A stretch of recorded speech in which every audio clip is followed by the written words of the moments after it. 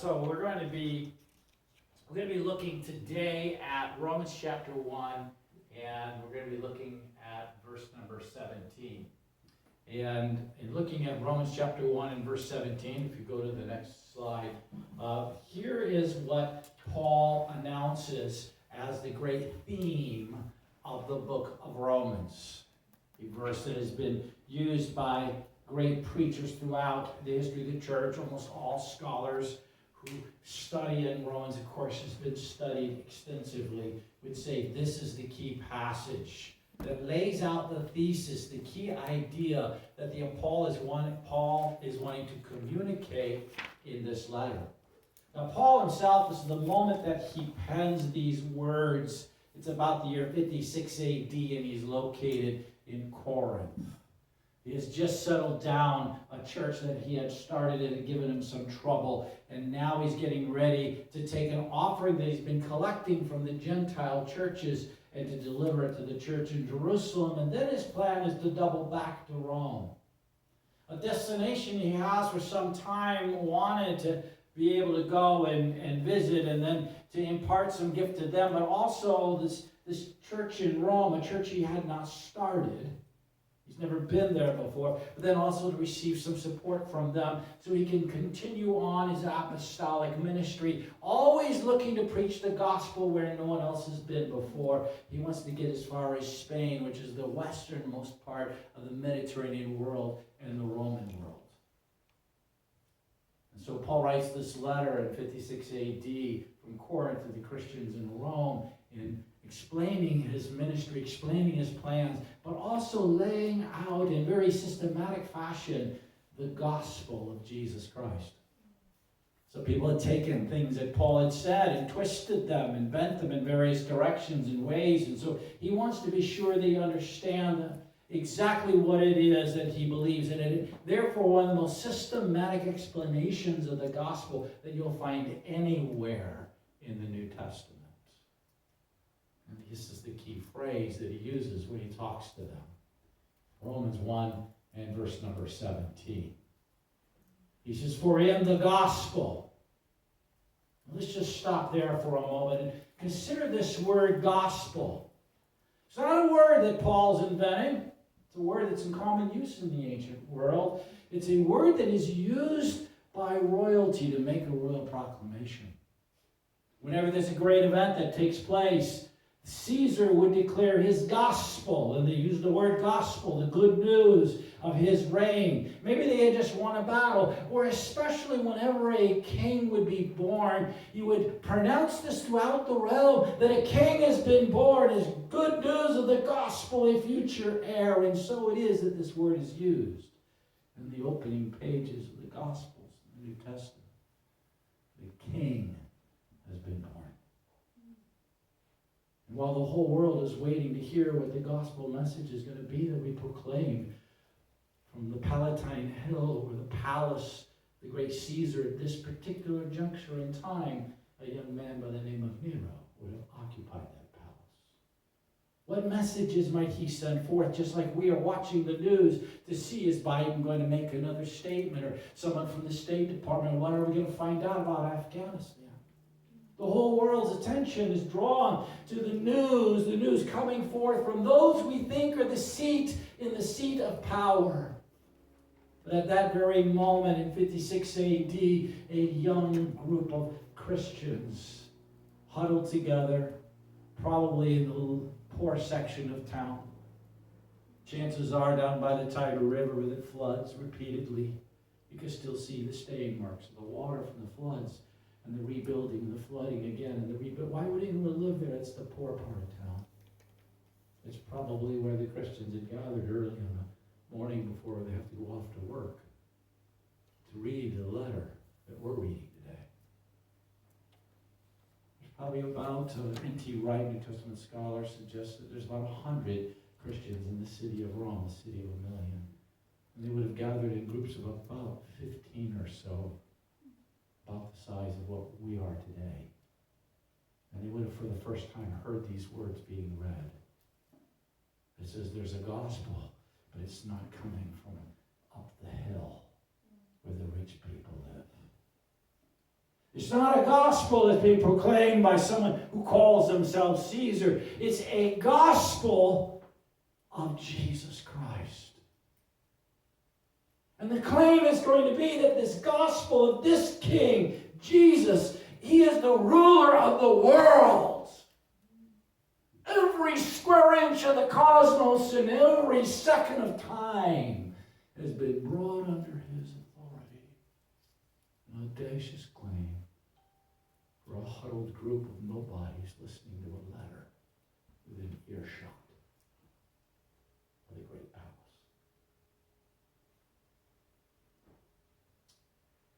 In verses 2 through 4, Paul picks up this idea of gospel.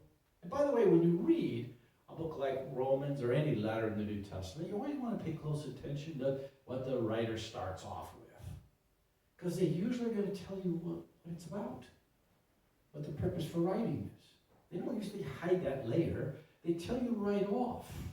This is what it's about. So he starts off after the very first verse is that he's an apostle, okay? But once you get past that to verse 2, it's the gospel. And he's going to begin to talk about this gospel, the good news that got not Caesar, not what the world says is good news, right? But the good news that comes from Christ. There's lots of good news, by the way. Some people listen, they say, I can't trust the gospel of the scripture because I just don't have enough faith to believe in the gospel. Well, you believe in the gospel of money, don't you? You believe in the gospel of what government's going to do for you, don't you?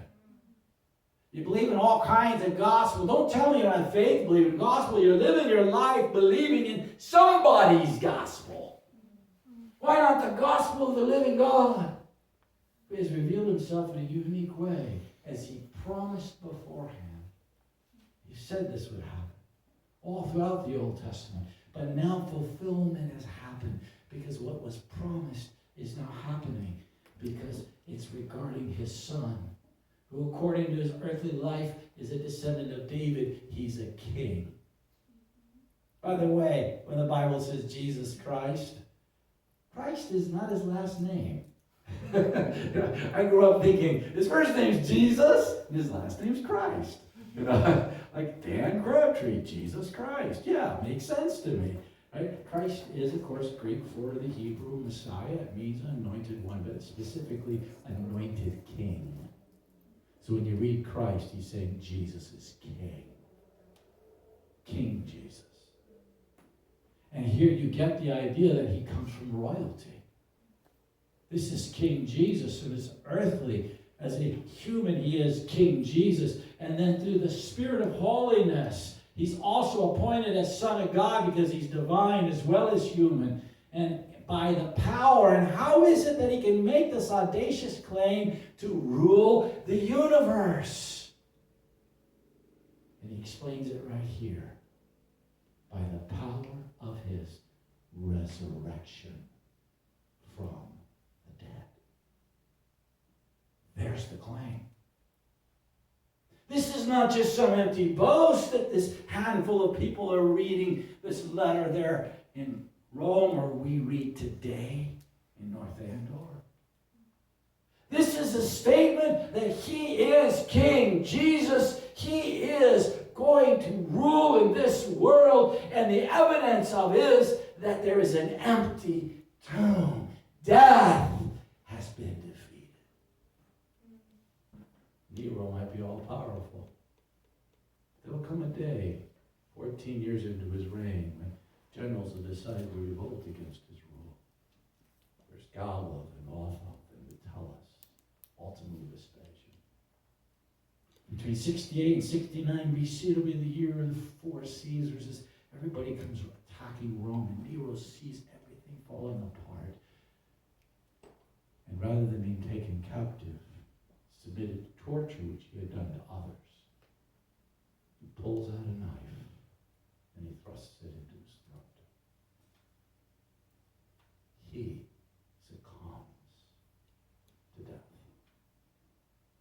Caesar Augustus was the greatest of the Roman emperors, and he has established the Roman Empire in the Pax Romana, the 200 years of Roman peace, and yet when his life is over with, his final words, he quoted from the comedies that were performed on the stage in Rome.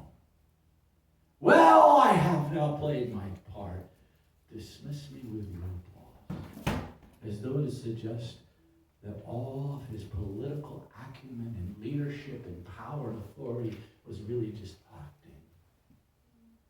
And the comedy is now over. Every one of these emperors curled up into a ball and died. Jesus conquered death. Oh, their kingdoms rise and fall. All you have to do is read history. But there's one kingdom. There's no end to it. It keeps going and going. It's limitless geographically and in time. It is eternal. It has overcome the death and decay. And this is the kingdom of Jesus. And the evidence of his rule is the resurrection. So it's the gospel. It's the good news. It's the good news of Jesus. So we go back to our verse 17, which is our key verse, where he's going to kind of lay out again his plan for the book of Romans and what he's going to want to say. And he tells us right off, it's the gospel, but it's the gospel that's also going to talk about the righteousness of God being revealed. Now, the righteousness of God is, of course, his character. He's a righteous God. He's a just God. But what is a righteous God doing? Well, he's going to make the world right. Has anybody noticed the world wrong? Messed up? Maybe? Possibly? Yeah, we get to live in this messed up world, right? So he's going to righteousize the world. That righteousized isn't actually a word, but that's what he's doing, right? He's going to set it right. He's going to make it right. He's promised this all along, that he's going to do this. The problem, of course, is that we have to live in a world that doesn't look like it's right. You can make the claim that God's righteous kingdom is arriving and it's in Jesus that it's happening. And the resurrection is evidence of this. But my boss still makes my life miserable. And that professor, we won't talk about him. You know, but life is, and there's still the people who've said what they've said about me and the experience that I've had, and I'm looking around at society and I see so many injustices. How is it that I'm supposed to believe that the righteousness of God is being revealed? There's a prophet in the Old Testament by the name of Habakkuk. We go out and you look at society, Judean society, and you would see the injustice. He saw the wealthy taking advantage of the poor. He watched the judges as they were being bribed and corrupted. And he says, God, why do you make me look at these things? In other words, I'm a prophet. I have to take your living word and apply it to life and society. So I have to be aware of what's going on in society. So I watch the news, I read the paper, I'm aware of what's going on. But when I do, my heart is aches because there's so much injustice. God, where are you in the midst of this? I know you're holy. I know you're just. This is why it drives me crazy when I look at a society and the world and I see so much injustice. God tells him this. He says, I'm going to tell you something. You need to write it down. Now, if any of you have ever had Dr. Gallagher in class, right?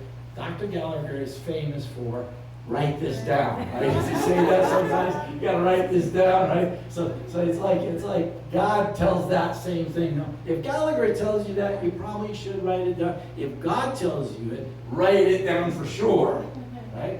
And God tells the prophet, write this down because you're going to need to keep it because it's going to happen, but not right away. You're going to have to wait for it. So you need to write it down because it's going to happen. And this is what he has him write down. And it's found in Habakkuk chapter 2 and verse 4. And it's found in this verse that we're looking at right here. He says, the righteous will live by their faith. Paul is quoting Habakkuk 2:4. He's quoting someone who in the Old Testament said, God, you are a just God, but I am living in an unjust world and I'm having a hard time with this. And he is told that he is to write this down, he is to live by it, and that the faith will open his eyes to see the righteousness of God. We watched a movie, as Pastor Laura Lee said, our backyard on Friday night. It was called Miracles from Heaven, and one of the actresses in the movie was Jennifer Garner at the very end, and it's her daughter has been through these diseases and illnesses, and then ends up doing, recovering from it, and she gets up in front of the church at the end of the movie, and she says, you can live your life and you can look around and not see any miracles, and for many years that's how I lived my life.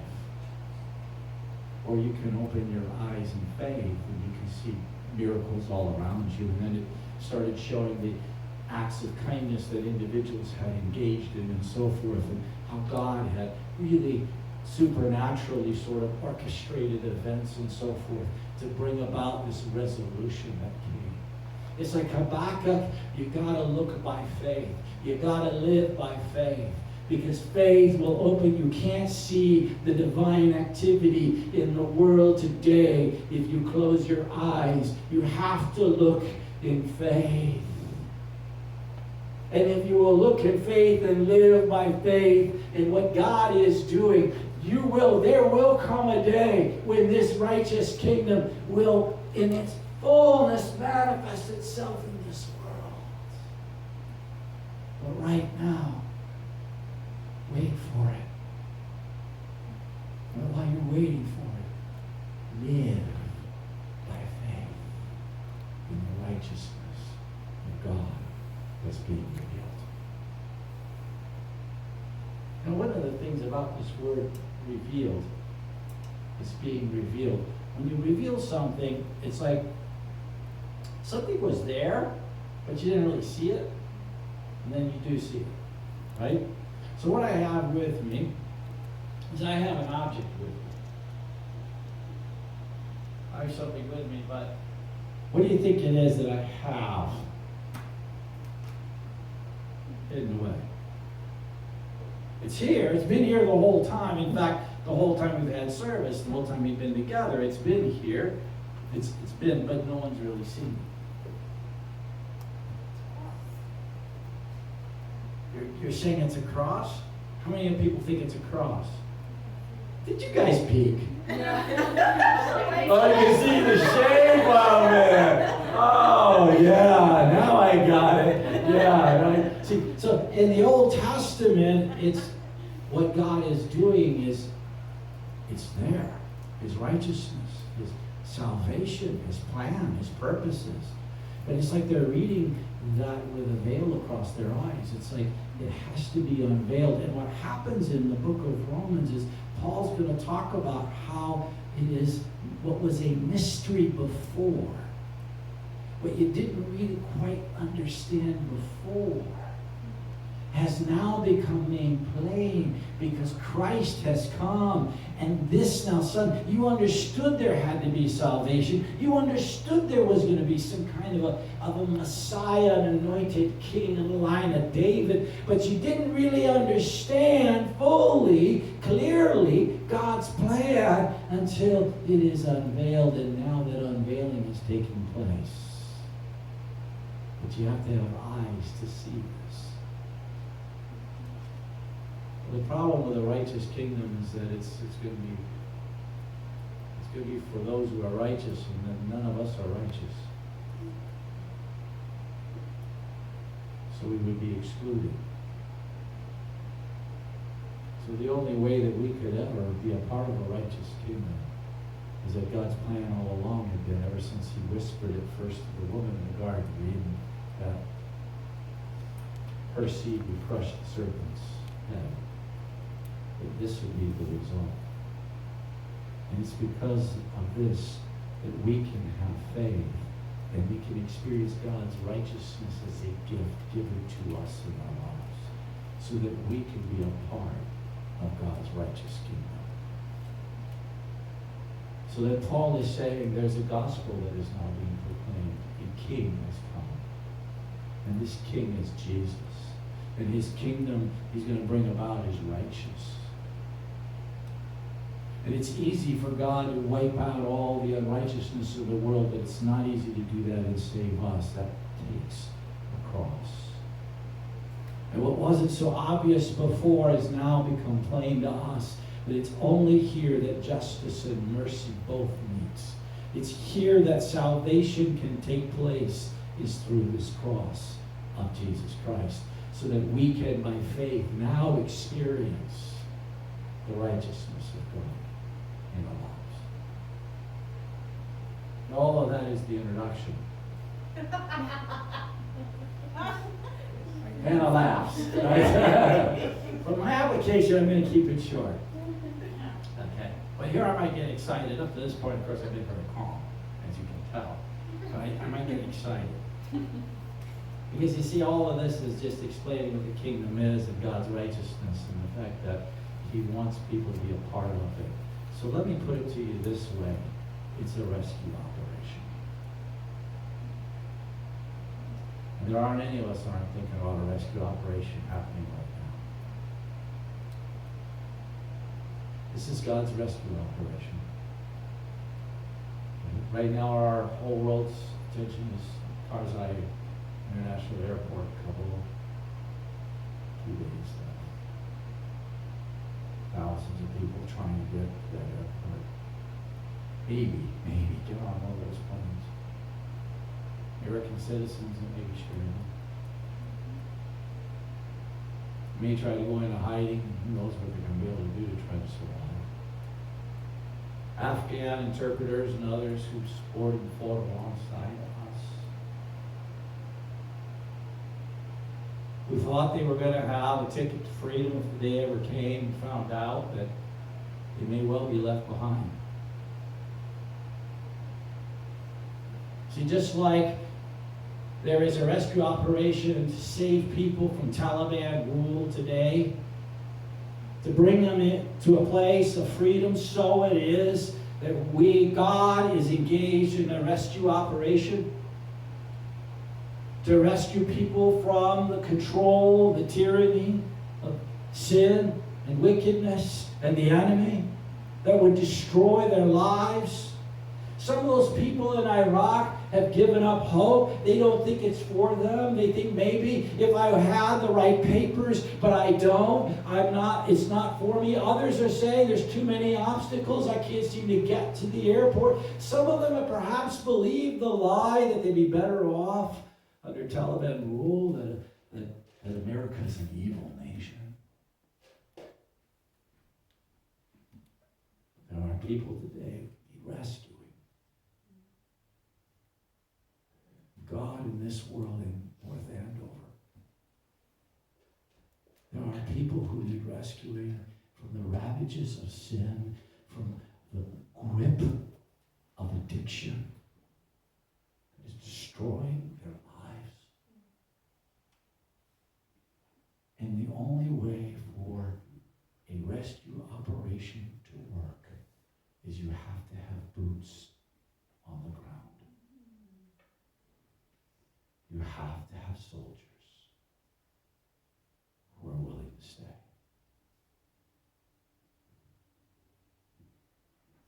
Who are willing to rescue.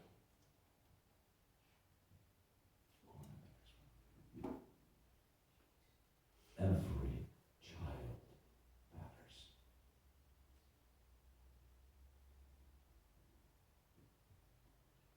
Listen to news commentators, and normally, depending on the news station you listen to, you can cover the story so incredibly different from each other. But recently, everyone's been pretty much saying the same thing. When they talk about the soldiers, they usually whisper the word heroes. These are heroes.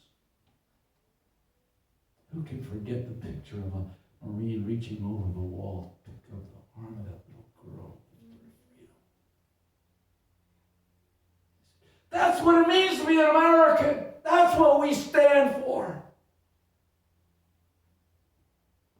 God needs heroes We're going to keep an airstrip in North Andover open so people can get here, can find salvation and liberty and freedom from the bondage they're otherwise just going to bow their heads and try to live with. So in the first part of this chapter, Paul's going to talk about what it means to be a soldier of Jesus Christ. He says, I am a servant of Jesus Christ, called to be an apostle, set apart for the gospel of Jesus Christ. I know what my mission is. I thought it was to be a rabbi. I thought it was to teach. I thought it was to debate the different fine points of Torah. But on the road to Damascus, God subpoenaed me, interrupted me, and said, no, I got a different calling for you. I want you to be an apostle. I want you to be a soldier in my army. Every one of us has been called and set apart. Callings vary. One's an apostle, one's a prophet, one's a teacher, there's so many different ways we can be called, but we are all called.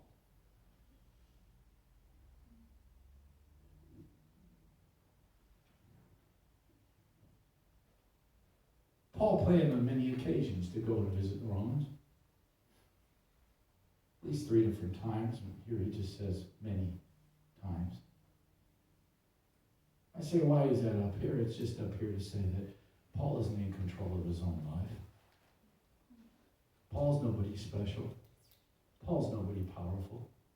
Paul's nobody influential. Paul isn't any different than you and I. He can't even make his plans work out. Cars break down on him too, just like they do on us. Right? It doesn't matter that he's not controlled, because he serves the one who is the king, who has all authority, who has all power. And in 3 I am statements, Paul describes the attitude that he has as a soldier of Jesus Christ. In verse number 14, he says, I am obligated. If you were to ask a young soldier, they would probably say something like, I have a duty, sir. The mission is the commander's mission, but the soldier's on it. I have a mission, sir, to both Greeks and non-Greeks, everybody. Paul will mention to the Jew first, but then he says, and also to the Gentiles. We're not leaving anybody behind because they don't have the right nationality papers. The non-Greeks were viewed as people, they called them barbarians. And the reason they called them barbarians is because the Greeks, whenever someone spoke a non-Greek language, it sounded like bar, like nonsense. People who are babblers, people who aren't worth anything. He says it doesn't matter whether they're Greek or they're barbarians, Greeks or non-Greeks, whether they're wise or foolish. You want to say, sir, to a young soldier, you don't even know who these people are. You've never met them. You can't even speak to them. They got different, they look different, they smell different, they talk different. You're risking your life. You're 20. Sir, I put on the uniform. It's my duty. It means something to wear this uniform. I'm obligated. It doesn't matter if they're not wise. It doesn't matter if someday they won't be a doctor or something else in life like that. They're still worth saving, sir. It's our mission. We're keeping the airport. If you ask those soldiers, they like to keep the airport open. They keep that airport open. Listen, any rescue operation does have an ending date, even God's. But he's not so foolish as to announce it in advance.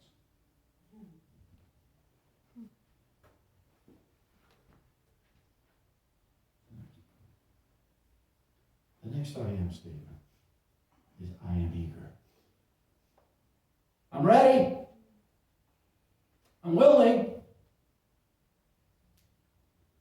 See, we need someone to go out in a dangerous mission to try to go into the city of Kabul and maybe to find some of these American citizens and bring them back. Some nationalities are doing it, Americans perhaps not, but who knows? If that request went forward and there was that risk and you were to volunteer, what do you think would happen amongst these soldiers if they were asking for volunteers for a risky mission to rescue people? Would they say, I'm busy right now? Boy, that's a really important thing, and I totally agree with what you're saying. I think you said that so well, but it's down the list of priorities. I wish I could get around, but I got a lot of stuff I got to do too, They don't say anything like that at all. We got a mission and we need people to volunteer. You might lose your legs. You might go home and live the rest of your life in a wheelchair. You might go home and buy that.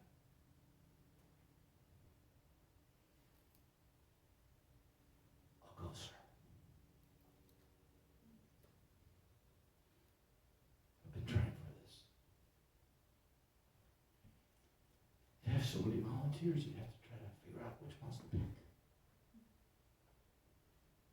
Those are soldiers. Uniform means something. We put on Christ. It means something to put on Christ.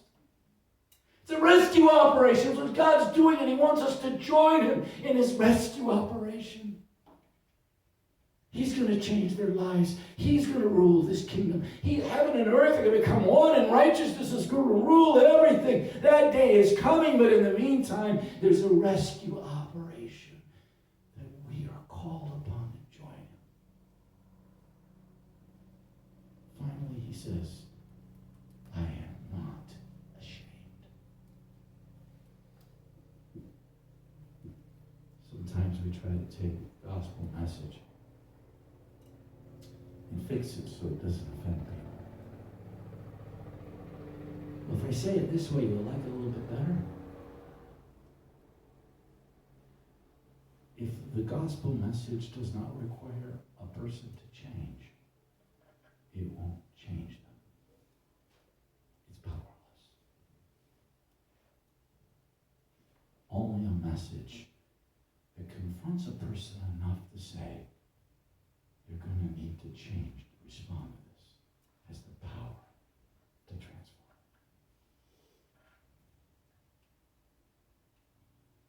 And these soldiers are not ashamed of their mission. They're not ashamed of what they're there to do, or who they're doing it for. They hold their head up. Jesus shows us what a soldier should do when the world wants to shame him. They spat on him the night of his trial.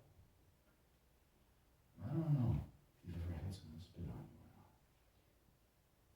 but you can imagine how you would react if someone walks up and just spits in your face. I know how I'd react, and I'd worry about sanctification afterwards.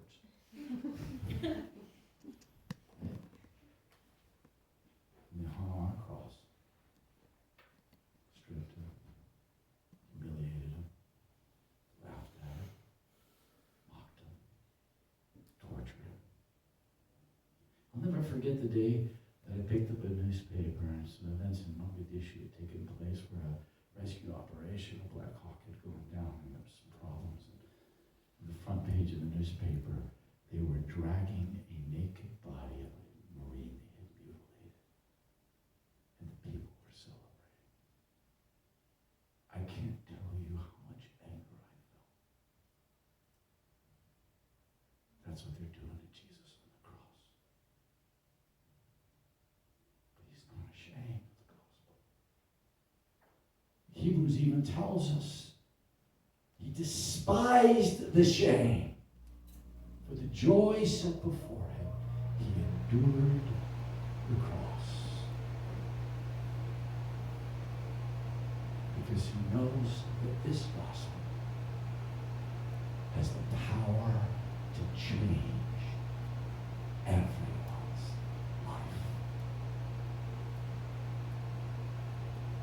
How dare we ever think of watering it down or being ashamed to announce it?